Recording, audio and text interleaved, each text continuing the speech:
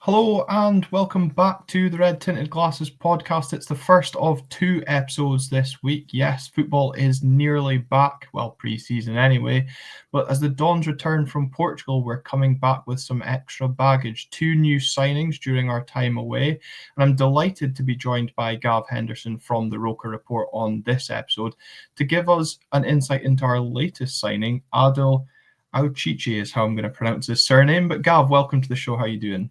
I'm good. And it's Aouchiche. And I Oh, don't blame you for getting it wrong, because when he first signed for us, I think it was on deadline day and we were doing a live podcast. And I think I pronounced it worse than Aouchiche. So yeah, it takes a bit of getting used to, but it's Aouchiche. Well, at least Sunderland announce signings whilst you're doing a live. Normally, when we're doing our live episodes, the club wait till we've finished a live to announce. But they've been busy during the summer. Obviously, Sunderland yourselves having a great season last season, getting into the Premier League. Were you maybe a bit surprised, or was this departure coming up for a deal on loan to Aberdeen maybe expected, given his lack of game time last season under the manager?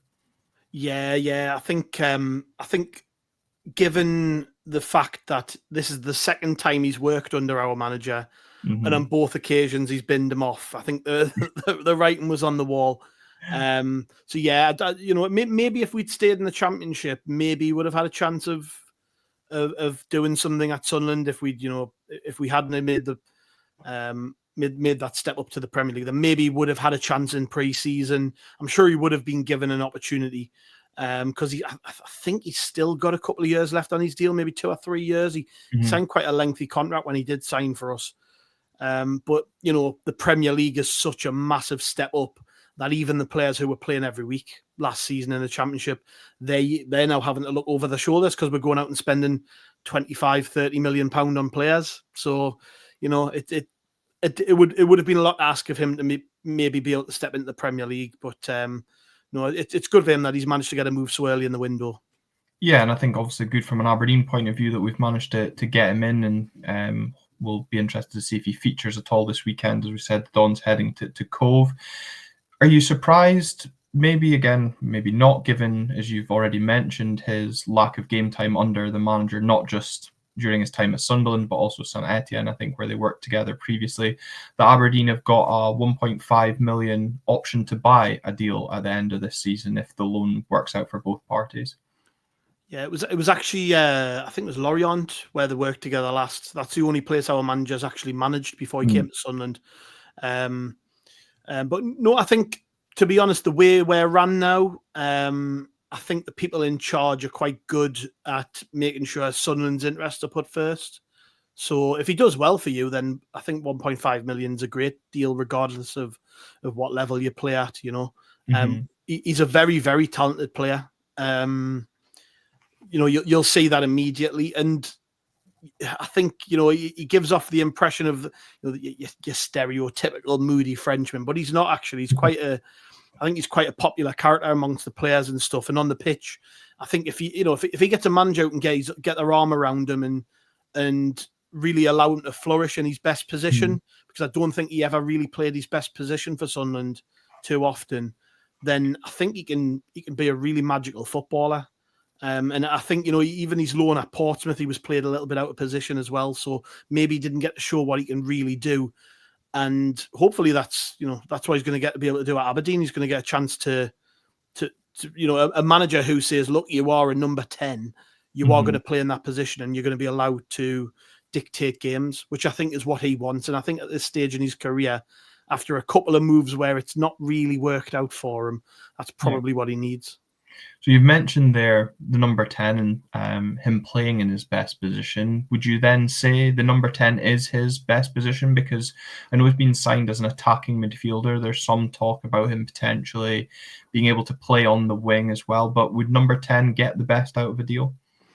Yeah, well, he only ever really played off the left for us. And he does okay there, but he doesn't really have the pace to play wide, I don't think. Certainly not in the Championship, where if you're going to play on the wide left or the wide right, you need to be able to cut inside and take people on and use pace too to get past them. He's not the quickest. He's not slow. He's not a slouch, but he's he's certainly not your stereotypical wide man who can go down the outside, go down the inside, and take teams apart that way. He can do it. I just don't think that's the best place for him. I actually think his best games for us maybe were when he was part of like a 3-man midfield, and he either played on the left or the right hand side of the 6 and an 8 position. But football's changing, isn't it? It's evolving a little bit, and number 10s are becoming a bit of a thing of the past. I don't know whether, maybe if he gets that opportunity to play, I do think if he came around 10 years ago, he would be a number 10 and no bother, and everybody would play him there, sort of just off a centre forward, linking up the play, creating chances, playing in that hole behind the striker where he can really be devastating. But we didn't see that at Sunderland because he was never played there.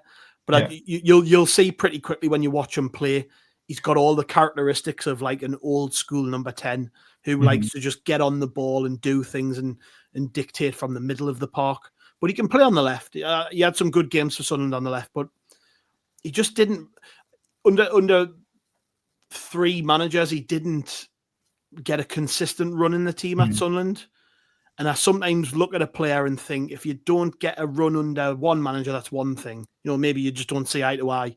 2, 3 managers, like, what's the issue? And there was never really any signs that he was a problem and that he was causing issues. Certainly not pointing to any attitude issues. Just maybe he didn't fit. Maybe he just didn't fit the way that Sunderland wanted to play. And then he went on loan to Portsmouth, they had a really good second half of the season last year, but Portsmouth were battling relegation.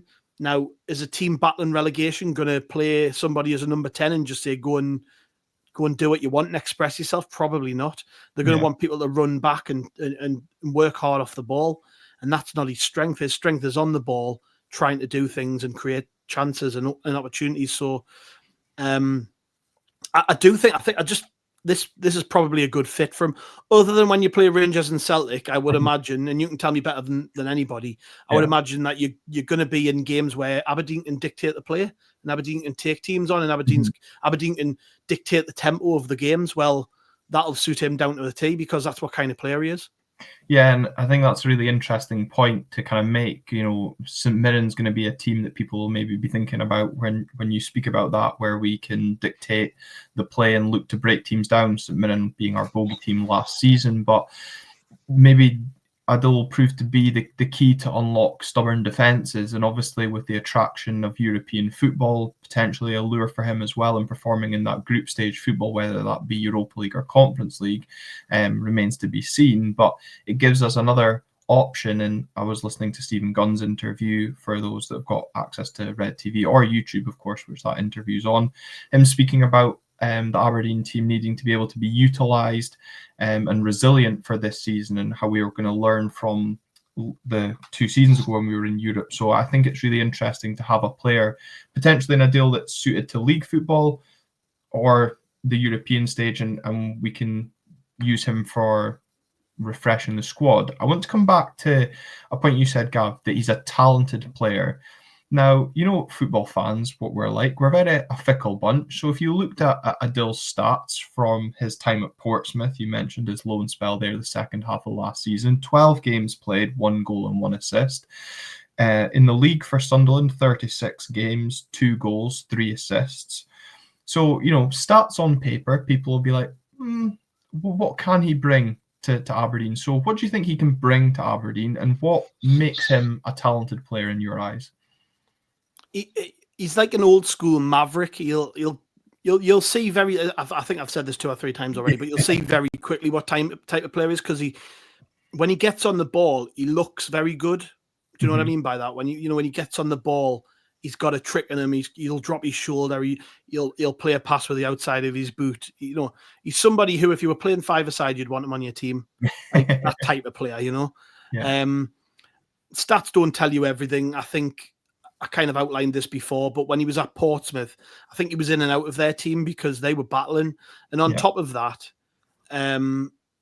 Portsmouth have a very established starting 11, and he came around I think he signed for them on deadline day in January.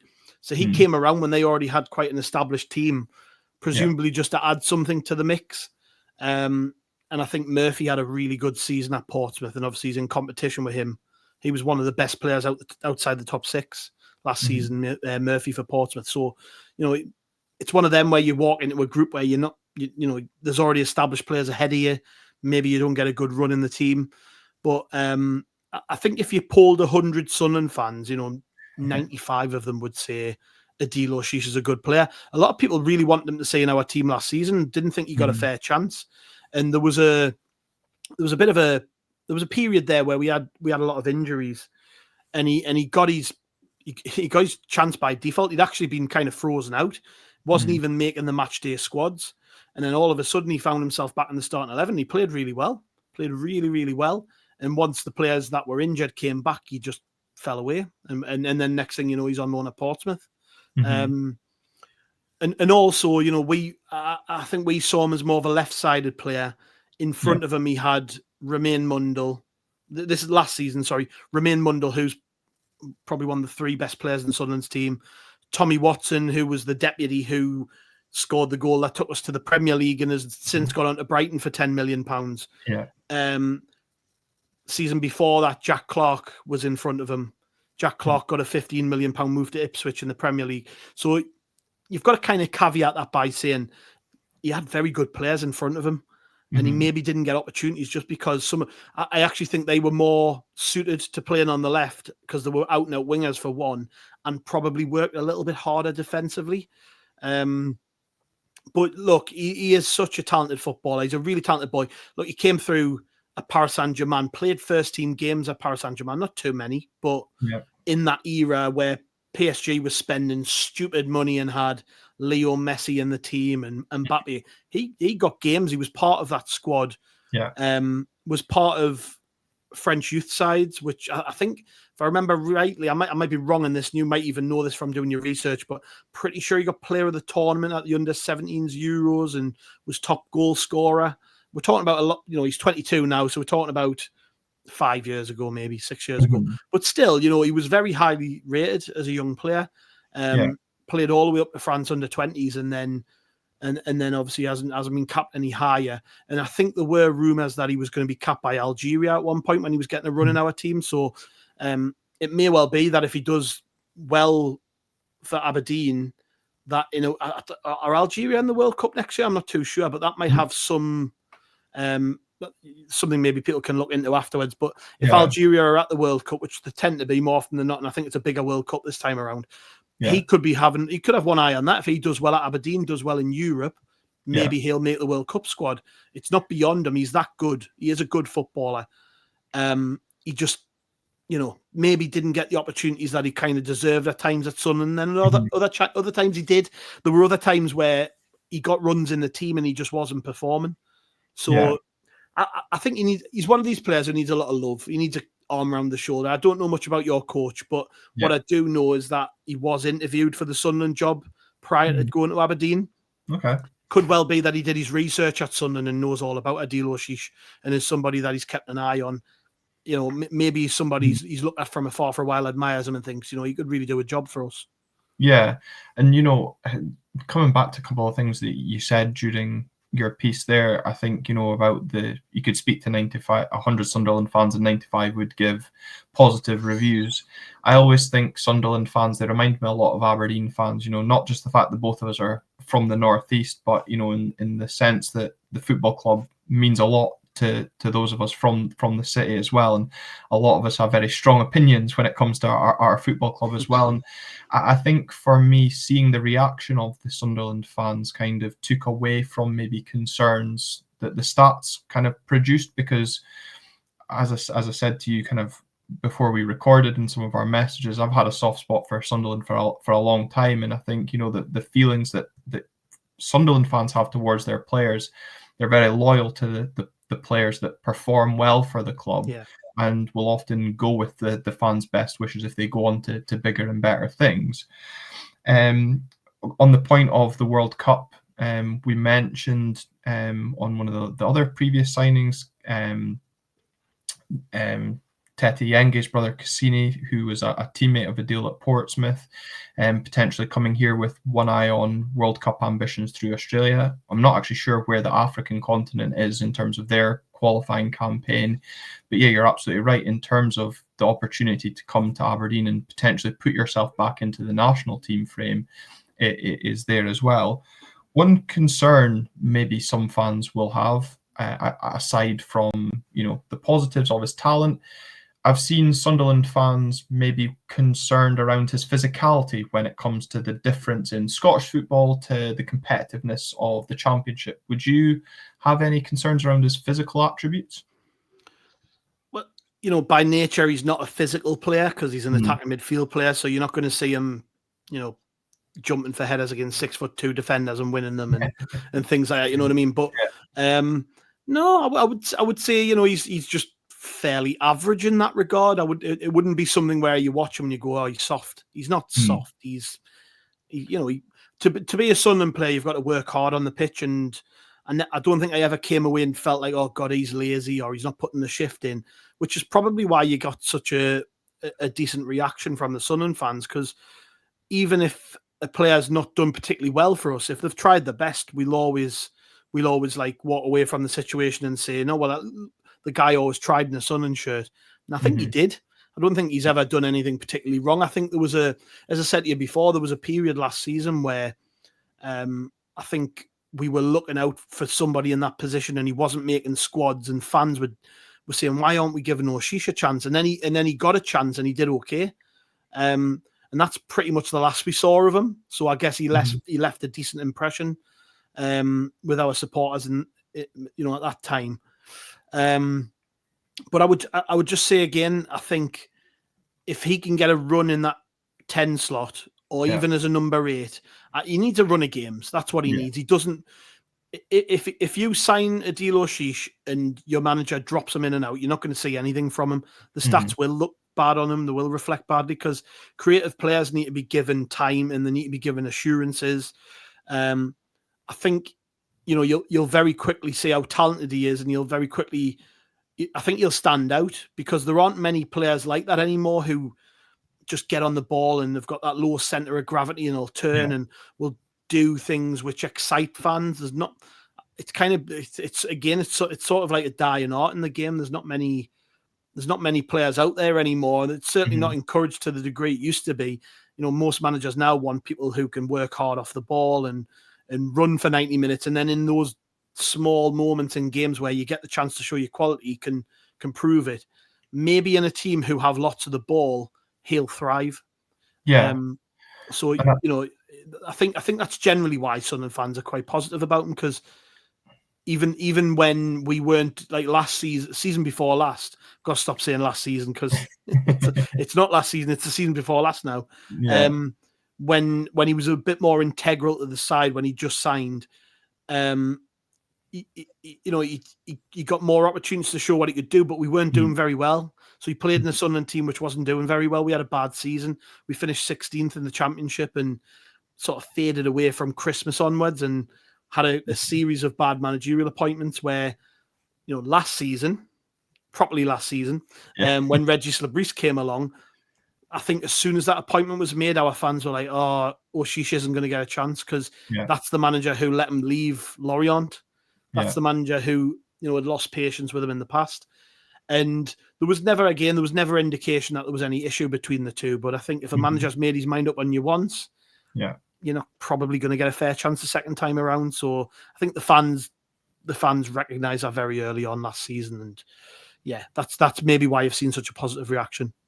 Yeah, and I think, again, going back to the managerial comments, you mentioned Jimmy Tulline being interviewed for the Sunderland job previously, and, him needing a manager who puts an arm around a player. I think for Aberdeen fans, we just need to look at the redemption arc that we saw from Shayden Morris last season when he was all but out the club, and what Jimmy Tulline did with him. You could also look to Pape Gay, so potential there. And as well, during his time at Elfsborg, Jimmy's had a reputation of developing and nurturing young talent by being there for those players. So exciting in that respect.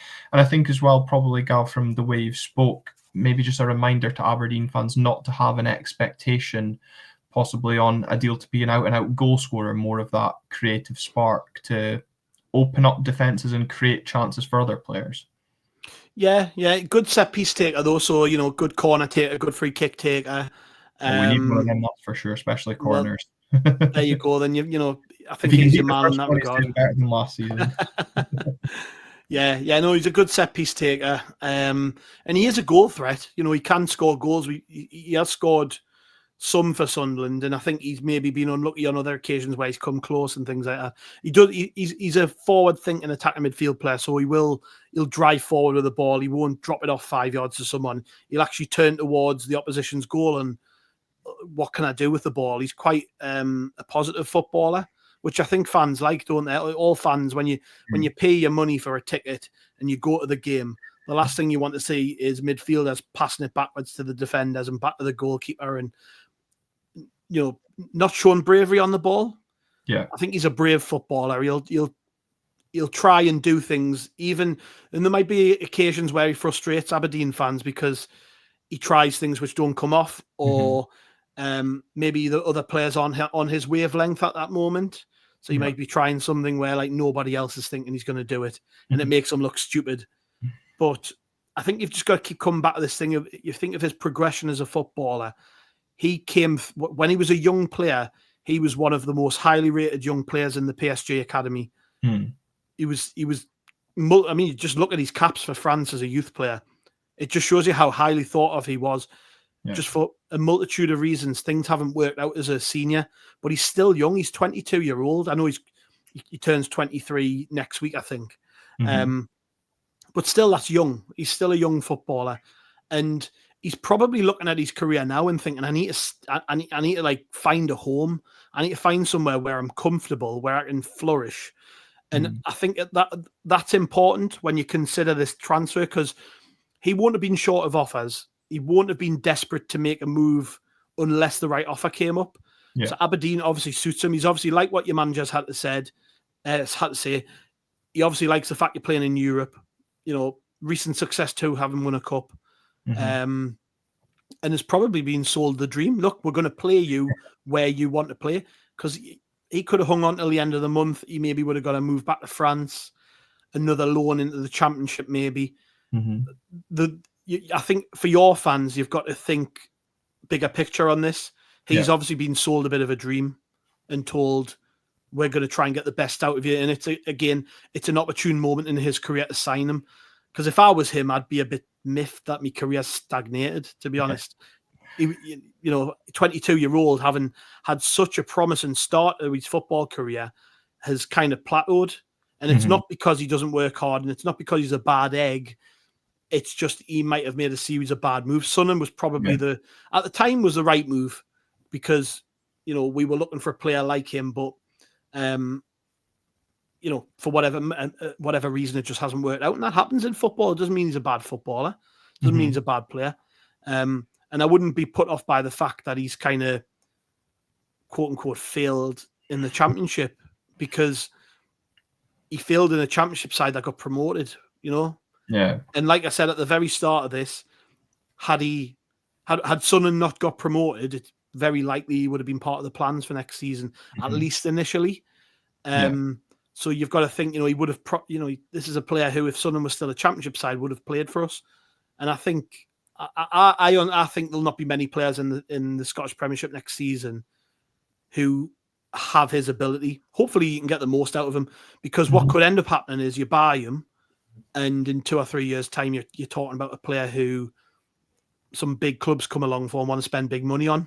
And I think that's why Sunderland bought him, to be honest. I think we got him on a free transfer. I think we managed to get him out of his contract. Our sporting director is quite good, and he managed to cut a good deal for him.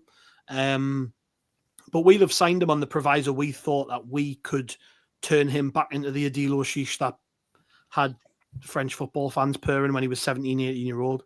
So if you can do that, then you've got such a good player on your hands.